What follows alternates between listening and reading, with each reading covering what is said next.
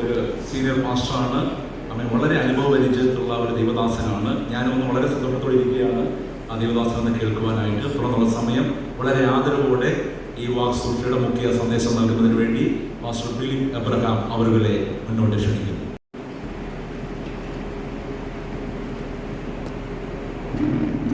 ദൈവത്തിന് മഹത്വമുള്ളതാകട്ടെ. ഈ അനുഗ്രഹമായ വിശുദ്ധ വിവാഹത്തിന് അധ്യക്ഷം വഹിക്കുന്നതായ മാസ്റ്റർ രാജേഷ് പറഞ്ഞ പ്രകാരം ഈ വിവാഹം ദൈവം നമ്മളെ സ്നേഹിക്കുന്നു. അതാണ് ഏറ്റവും വലിയ കാര്യം. ആ സ്നേഹത്തിൻ്റെ അടയാളമാണ് ഈ പ്രിയപ്പെട്ട രണ്ടുപേര് പരസ്പരം കണ്ടുമുട്ടുവാനും ഇന്ന് മനോഹരമായി ഇവിടെ നടക്കുന്ന ശുശ്രൂഷ എന്നുള്ളത് വരുവനായി ദൈവം അവരെ ഒന്നാക്കും. യുവദാസന്മാരായി ഞങ്ങൾ പല ശുശ്രൂഷ ചെയ്യുന്നുവെങ്കിലും ഒന്നാക്കുന്ന ആ ശുശ്രൂഷയിൽ ദൈവം നോക്കിയപ്പോൾ തക്കതായ ഇവർ രണ്ടുപേരുമാണ് ദൈവത്തിന് ഇവരോട് സ്നേഹം തോന്നും. അപ്പോൾ ആ സ്നേഹത്തിൻ്റെ ലക്ഷണമാണ് നിങ്ങൾ രണ്ടുപേരും ഒന്നാകുന്നത്. ദൈവത്തിന് മാത്രമുണ്ടായത് പ്രയോജനം. അതിൻ്റെ അനുഗ്രഹവും സന്തോഷവും ഭാവി കാലത്ത് ഈ ഭൂമിയിൽ ജീവിച്ചിരിക്കുന്ന കാലം വരെ ഇത് അനുഭവിക്കാനായിട്ട് സാധിക്കും. വരുവാനായ ദൈവം നമ്മളെ സഹായിക്കുമാറാകട്ടെ. എനിക്ക് തന്നിരിക്കുന്ന സമയപരിധിക്കുള്ളിൽ ഞാൻ നിർത്താം.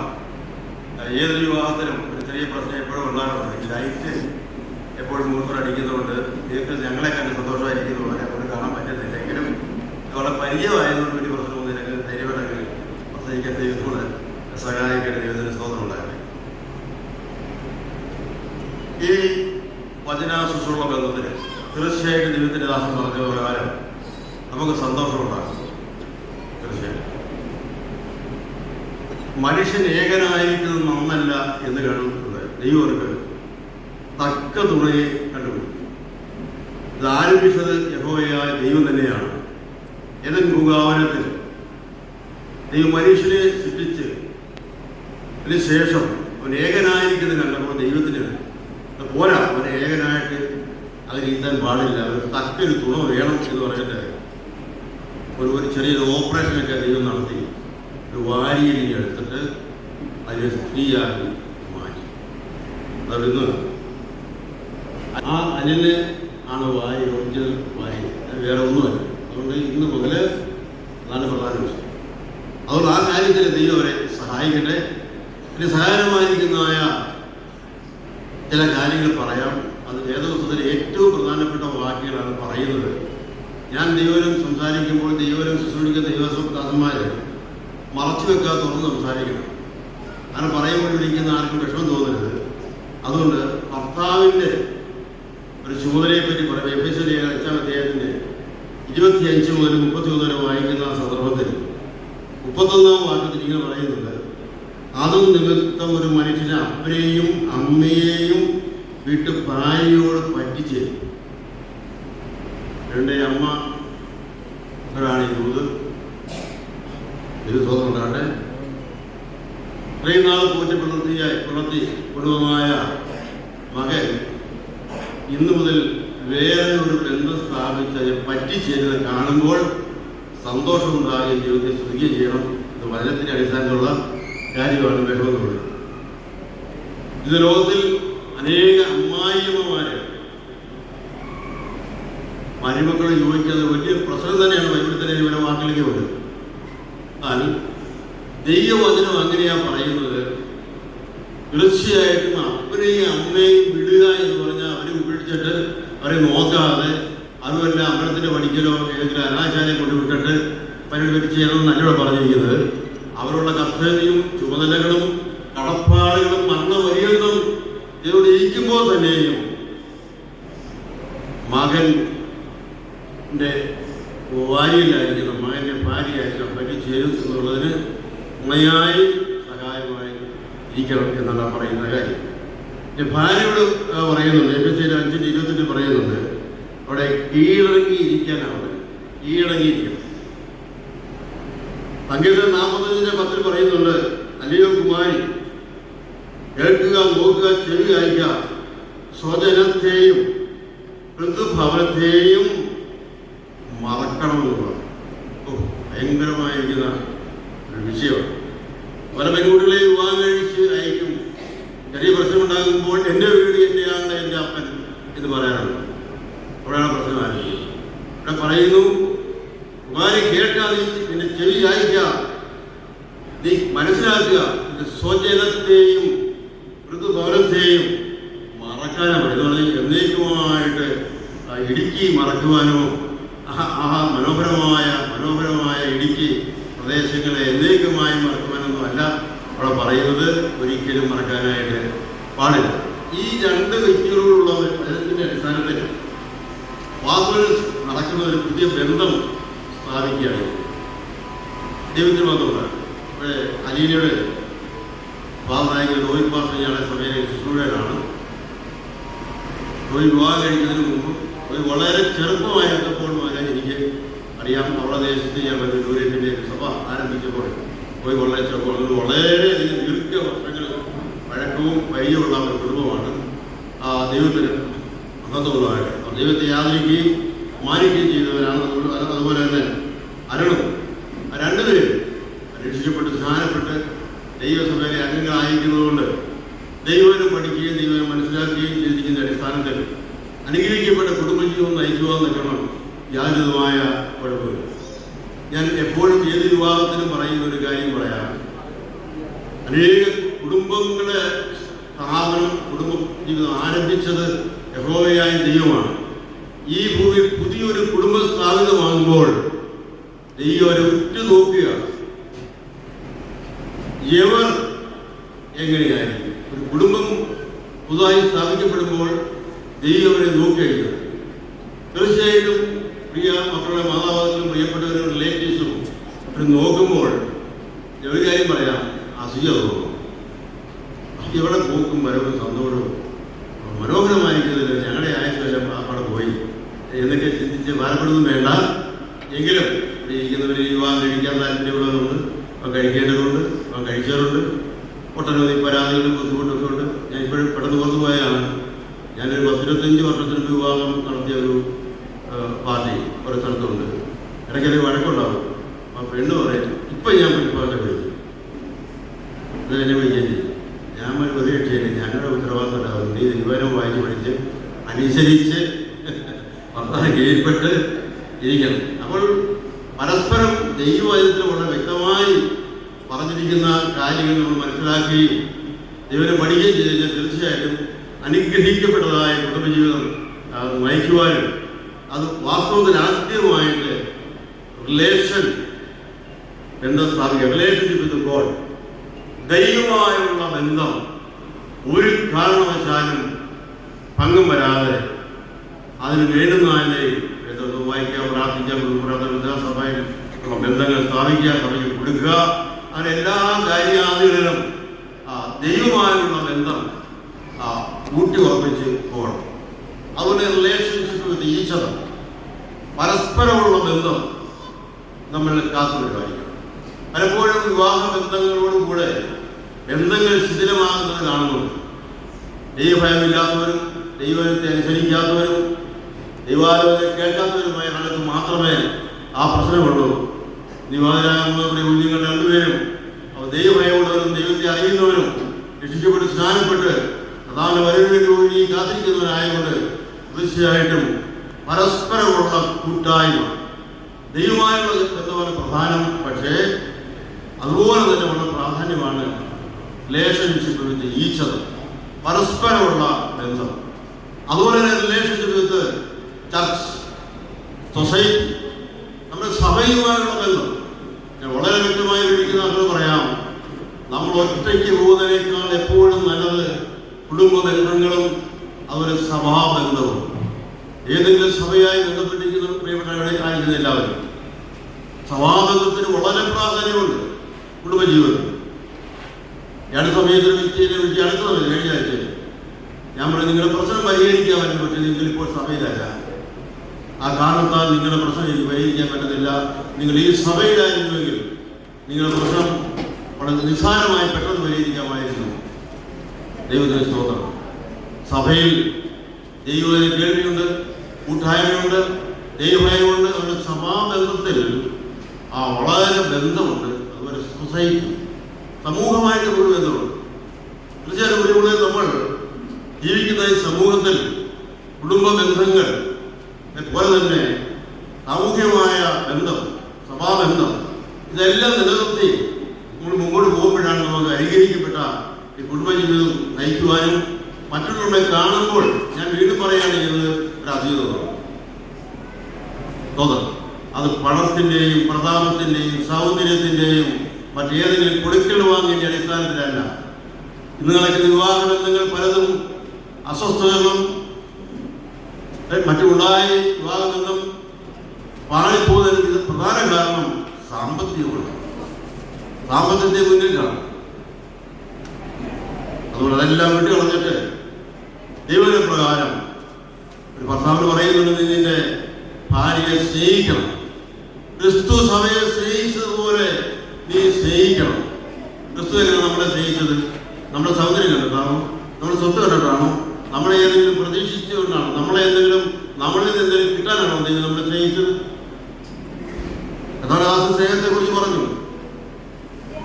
നിങ്ങളുടെ ദൈവം നമ്മളെ സ്നേഹിച്ചത് നമ്മളെ യാതൊരുവിധമായ ബാഹ്യമായ കാഴ്ചപ്പാടിന്റെ അടിസ്ഥാനത്തിലല്ല. അതുപോലെ തന്നെ ആയിരിക്കണം ഒരു ഭർത്താവ് ഭാര്യയെ സ്നേഹിക്കുന്നത്. തോന്നണം. പ്രത്യേകിച്ച് ദൈവം തന്നിരിക്കുന്ന തക്ക തുണ. ഈ തക്ക തുണ എന്ന് പറയുന്ന വിശേഷിച്ച ശേഷമായിട്ട് ഞാൻ 3 കാര്യം പറഞ്ഞ് ഞാൻ എൻ്റെ പ്രസംഗം നിർത്തും. നമ്മുടെ നാട്ടിൽ തക്ക തുണ എന്ന് പറയുന്നത്, ഞാൻ നാടൻ ഭാഷയിൽ ലളിതമായി പറയാം, ചെറുക്കൻ ബിഎക്കാരി, പെണ്ണും ബിഎക്കാരി. ചെറുക്കൻ്റെ വീട്ടിൽ ആനയുണ്ട്, പെണ്ണിൻ്റെ വീട്ടിൽ ആനയുണ്ടായിരിക്കണം. പെണ്ണിൻ്റെ വീട്ടിൽ കാറുണ്ട്, അവിടെയും കാറുണ്ടായിരിക്കണം. ഇത്രയൊക്കെ സ്ഥലമുണ്ട്, അവിടെ ഉണ്ടായിരിക്കണം. അതാണ് തത്തുല്യമായ സ്നേഹ കുടുംബ ബന്ധങ്ങൾക്ക് നാളെ കൊടുക്കുന്ന മാനദണ്ഡം എന്ന് പറഞ്ഞു കഴിഞ്ഞാൽ, നമ്മളെ പോലെ അവർ ആ മാനദണ്ഡമാണ് കൊടുക്കുന്നത്. അതല്ല തക്കതുണ. അല്ലെങ്കിൽ ആർക്കെങ്കിലും തക്കതുണ മനസ്സിലായില്ലെങ്കിൽ പറഞ്ഞുതരാം. രോഗത്തിലും ദുഃഖത്തിലും കഷ്ടതയിലും ദാരിദ്ര്യത്തിലും ഒന്നുമില്ലായ്മയിലും 2 ദിവസം പട്ടിണി കിടക്കേണ്ടി വന്നാലും പരസ്പരം സഹായമായിട്ടും ആശ്വാസമായിട്ടും അവിടെ അതിനെ ആശ്രയിച്ച് അതിനെ ഉൾക്കൊണ്ട് അഡ്ജസ്റ്റ് ചെയ്ത് മുൻപോട്ട് പോകുവാൻ കഴിയുന്നതാണ് തക്കതുമാണ്. ദൈവം തക്ക തുണയാണ് ദൈവം നമുക്ക് തന്നിരിക്കുന്നത്. അതുകൊണ്ട് ഈ ബന്ധം മരണം എന്ന് നമ്മൾ വേർതിരിക്കുന്നു അന്ന് വരെ തുടരേണ്ടതാണ്. ഇത് നമ്മുടെ നാട്ടിൽ പെൺകുഞ്ഞുങ്ങൾ വിവാഹത്തിന് ഒരു താല്പര്യക്കുറവുണ്ടായിക്കൊണ്ടിരിക്കുന്നു. വിവാഹബന്ധം വേണ്ട എന്ന് പറയുന്നു. ഒരുവേളെങ്കിൽ ഒരുമിച്ച് താമസിച്ചാലും വിവാഹം വേണ്ട, കാരണം ഇഷ്ടമുള്ള കൂടി പോകാൻ തോന്നാം. അതുകൊണ്ട്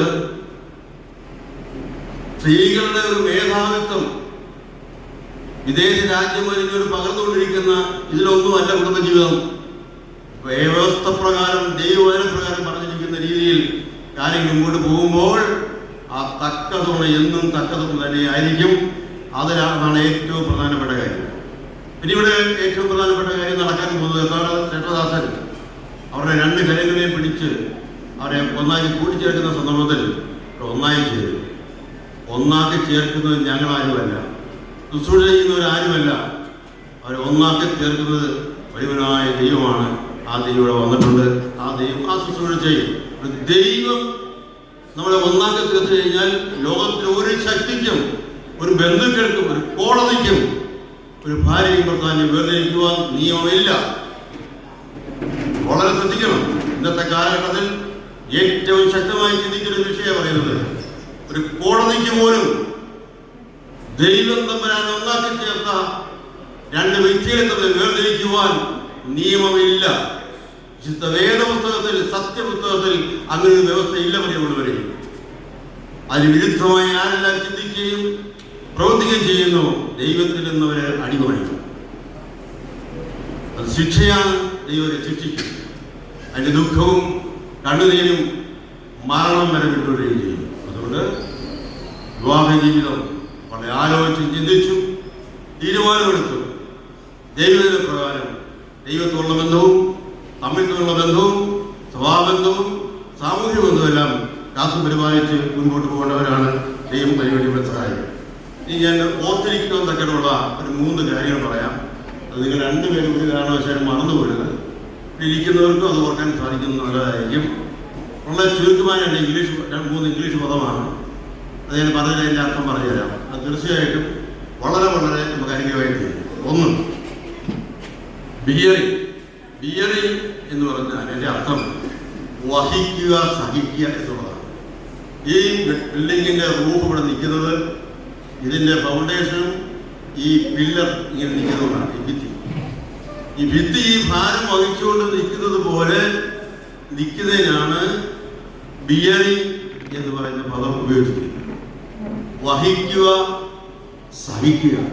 ഓക്കെ, അല്ലയോ? പറ്റുമോ? പരസ്പരം വഹിപ്പിക്കലല്ല, വഹിക്കണം, സഹിക്കണം. ഓക്കെ, ഈ ഭാരം ഈ കെട്ടിടം പണിതപ്പോൾ ഈ അടിത്തറ ഈ ഫൗണ്ടേഷൻ ഈ കെട്ടിടമുള്ള കാലത്തോളം ആ ഭാരം സഹിപ്പാൻ ഓൾറെഡി റെഡിയാണ്.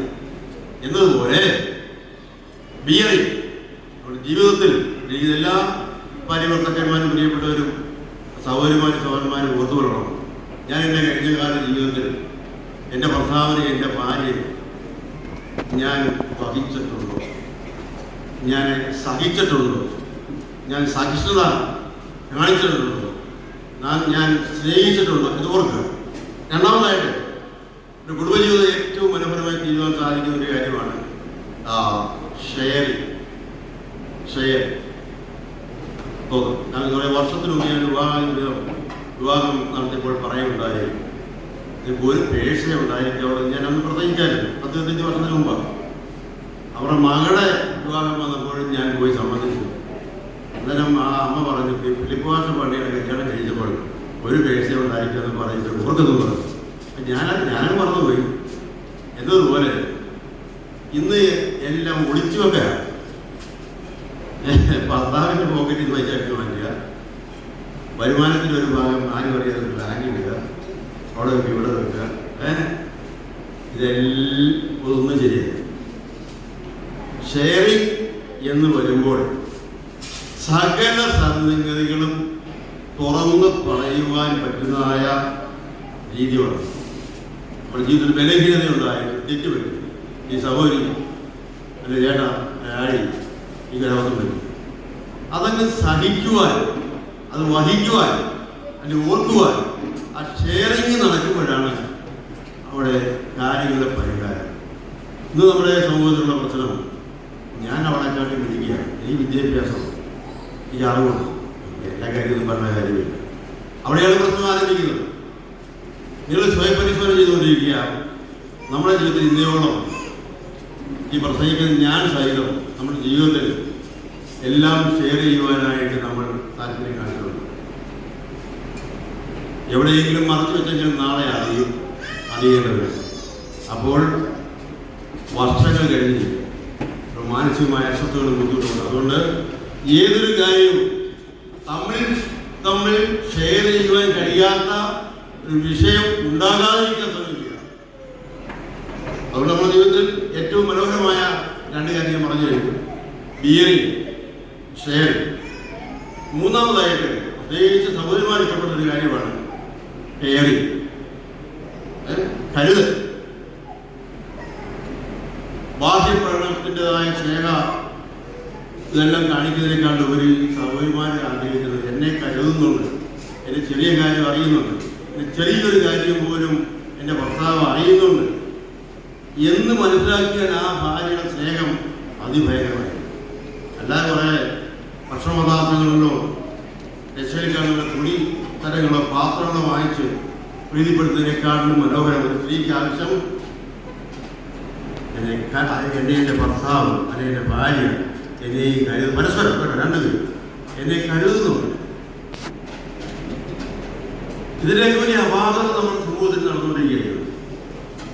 ബിയറിങ്, ഷെയറിങ്, കെയറിങ്, ഇതിൻ്റെ അപാകതകൾ വരുന്ന സന്ദർഭത്തിലാണ് ഈ അസ്വസ്ഥതകളും ബുദ്ധിമുട്ടുകളും ഉണ്ടാകുന്നത്. നമ്മുടെ കുടുംബജീവിതത്തിൽ ഒരു കർത്താവ് തൻ്റെ സഭയെ സ്നേഹിച്ചതുപോലെ ഭർത്താക്കന്മാരെ അവളെ സ്നേഹിക്കണമെന്നും ഭാര്യയോട് പറയുന്നു, നീ കീഴ്പ്പെടണം, ഭർത്താവിനെ കീഴ്പ്പെടണം. നീയുള്ള എത്ര നിയമം ഇവിടെ വന്നാലും, ഞാൻ അമേരിക്കയിൽ പോയിട്ട് അമേരിക്കയിൽ എവിടെ ചെന്നാലും മുൻപന്തിയിൽ സഹോദരിമാരായിരുന്നു. ആ പ്രവണത നമ്മുടെ നാട്ടിലേക്ക് ഇവിടെ പകർന്നു. ഇവിടെയും പതുക്കെ പതുക്കെ പൊങ്ങിക്കൊണ്ടിരിക്കുകയാണ്. തെറ്റ്. നീ ഒരു സ്ത്രീ ആണെങ്കിൽ നിന്റെ ഭർത്താവിനെ കീഴ്പ്പെടുത്തരുത്. വചനമാണ്. ഭർത്താവ് അവിടെ തലയാണ്. അവിടെ നമ്മുടെ ഈ ഉടനെ മുകളിൽ തലയിരിക്കുന്ന പോലെ ഹെഡെന്ന് പറഞ്ഞു കഴിഞ്ഞാൽ ഭർത്താവ് തന്നെയാണ്. ഒരിക്കലും ഒരു വീട്ടിൽ ഏത് കുടുംബത്തിനും സ്ത്രീ ഹെഡാകാൻ ശ്രമിക്കുന്നോ അവിടെ തകർച്ചയായിരിക്കും. മണ്ടത്തരങ്ങൾ എവിടെയെങ്കിലും വന്നു വീഴും. ചിന്തിക്കുവാനും ആലോചിക്കുവാനും തീരുമാനമെടുക്കുവാനും ഉള്ള ഹെഡ് വർക്ക് ചെയ്യുന്നത് അതിന് തുല്യമായിട്ടാണ് ബൈബിൾ പറയുന്നത്. അവൻ ഒരു കുടുംബത്തിൻ്റെ നാഥനാണ്. അവനെ നീ കീഴ്പ്പെടണം എന്ന് പറഞ്ഞാൽ അങ്ങനെ തന്നെയാണ്. ഇതൊന്ന് സാധിക്കാത്തതാണ് നമ്മുടെ സമൂഹത്തിലെ പ്രശ്നം. അത് പാസ്റ്റർമാരോട് പോയാലും കൊള്ളാം, എന്നോട് പോയാലും കൊള്ളാം, ഏത് പരമായി കൊള്ളാം, വിവാഹം കഴിക്കുന്ന പ്രശ്നം ആയാലും കൊള്ളാം. ദൈവത്തിന് മാത്രം ഉണ്ടാകട്ടെ. പ്രിയമുള്ളവരെ, ദൈവവചനത്തിൽ പറയുന്ന പ്രകാരം ക്രിസ്തു സ്നേഹിച്ചതുപോലെ ആ ക്രിസ്തുവിൻ്റെ തല എനിക്ക് എത്ര മനോഹരമായിട്ട് ബൈബിളിൽ പറഞ്ഞിരിക്കുന്നതായ കാര്യങ്ങൾ ദൈവത്തിന് മാത്രം ഉണ്ടാകട്ടെ. നമ്മളിവിടെ ഇതുവരെ വിവാഹ ശുശ്രൂഷയുടെ നടക്കാൻ പോവുകയാണ് ചെയ്യുന്നത്. ഞാനിപ്പോൾ സമയം ഇരിക്കും. കഥാവി സേവദാസൻ മുൻപോട്ട് കടന്നു വന്ന് ഈ വിവാഹത്തിൻ്റെ ശുശ്രൂഷയായി അവരെ കൈപിടിപ്പിച്ച് അവരെ ഒന്നാക്കി ചേർന്നു. ഇത് നമ്മൾ കാണുന്ന സന്ദർഭത്തിൽ വാസന ഇതൊരു നിഴലാണ്. ബാഹ്യമായി അവിടെ കാണുമ്പോൾ തന്നെ വിവാഹ ബന്ധത്തെ ഒരു നിഴലായി എന്നോടാണ് ബൈബിൾ പറയുന്നത്.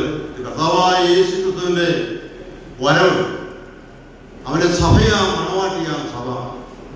ആ മണവാട്ടിയാകുന്ന ഈ സഭ, ലോകത്തിലുള്ള സഭയെ ഒരു മണവാട്ടിയായിട്ടാണ് ബൈബിളിൽ പറയുന്നത്. മണവാളൻ ക്രിസ്തു, ക്രിസ്തുവിന്റെ മണവാട്ടിയാണ് സഭ. ആരാണ് സഭ? ക്രിസ്തീയ കുടുംബത്തിൽ ജനിച്ചോളെല്ലാം സഭയാണോ? അല്ല.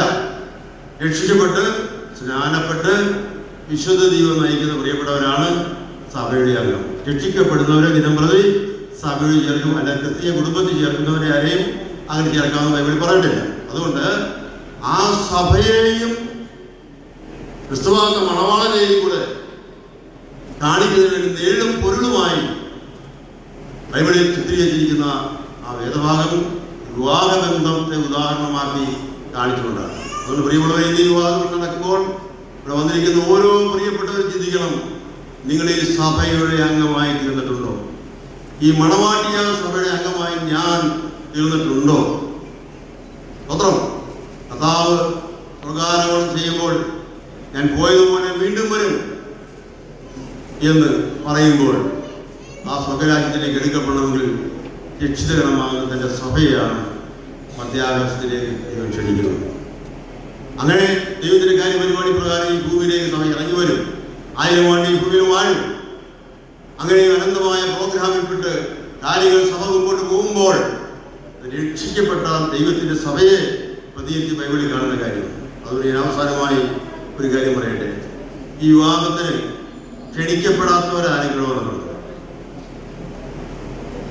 ഇല്ല. തീർച്ചയായിട്ടും ആരെങ്കിലുമൊക്കെ ഈ വിവാഹത്തിന് ഉത്തരവാദിത്തപ്പെട്ട ആൾക്കാരെ ക്ഷണിച്ചിട്ട ഞാൻ സൈന്യം നമ്മൾ വരവിടെ വന്നിരിക്കുന്നത്. ഞാൻ മറ്റൊരു ക്ഷണം നിങ്ങൾക്ക് തരാൻ പോവുകയാണെങ്കിൽ ആ ക്ഷണം എന്ന് പറഞ്ഞു കഴിഞ്ഞാൽ കർത്താവായ യേശു ക്രിസ്തു വീണ്ടും വരും. അതിൻ്റെ സഭയെ ചേർക്കുവാനാണ്. ആ വിവാഹത്തിന്റെ പൊരുളാകുന്ന വിവാഹ ആ മധ്യാകാലത്ത് നടക്കാൻ പോകുന്ന വിവാഹത്തിന്റെ അതിന്റെ അംഗമായി തീരുവാൻ ഞാൻ നിങ്ങളെ ക്ഷണിക്കുന്നു. ഞാൻ നിങ്ങളെ ക്ഷണിക്കുന്നത് എൻ്റെ സഭയിൽ എന്തിനു വേണ്ടി? മാനസാന്തരപ്പെടുവാനും പാപങ്ങൾ ഏറ്റുപറഞ്ഞ് ഉപേക്ഷിച്ച് ഒരു ദൈവത്തിന്റെ ബദലായി ദൈവത്തിന്റെ വചനത്തിൽ പറയുന്ന പ്രകാരം കൽപ്പനകൾ സ്വീകരിച്ച് ഈ ലോകത്തിൽ കർത്താവിന്റെ വരവിന് വേണ്ടി ഒരുങ്ങി കാത്തിരിക്കുക.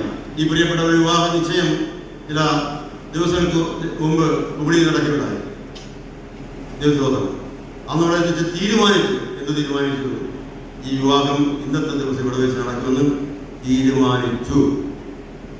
ആ തീരുമാനത്തിന്റെ അടിസ്ഥാനത്തിൽ പ്രിയപ്പെട്ടവർ പലരും ക്ഷണിച്ചു. മുൻകൂട്ടി തീരുമാനിച്ചതിന്റെ വിവാഹ നിശ്ചയം ചെയ്തതിന്റെ അടിസ്ഥാനത്തിലാണ് ഇന്ന് ഈ വിവാഹം നടക്കുന്നത്. കാലദാസം മുമ്പേ ആ വിവാഹത്തിൻ്റെതായ ആ പത്രം വായിച്ചു തന്നതിൽ പറയുന്നുണ്ടായി.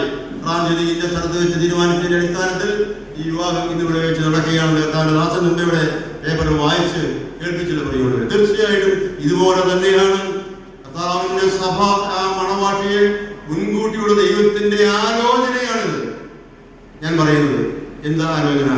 നിങ്ങളുടെ വിവാഹ നിശ്ചയത്തിന് വേണ്ടി ഇവിടെ നിശ്ചയിക്കപ്പെടുവാൻ തക്കണം യേശു ക്രിസ്തുവിനെ രക്ഷിതാവും കർത്താവുമായി സ്വീകരിച്ച് അവന് വേണ്ടി കാത്തിരിക്കുന്ന സഭയുടെ അംഗങ്ങളായി തീരുമ്പോൾ കാഹളം ധരിക്കുമ്പോൾ ഒരു വേള മരിച്ചു പോയാലും ജീവിച്ചിരുന്നാലും മരിച്ച വൃക്ഷനായി ഉയർത്തെഴുന്നേൽക്കും.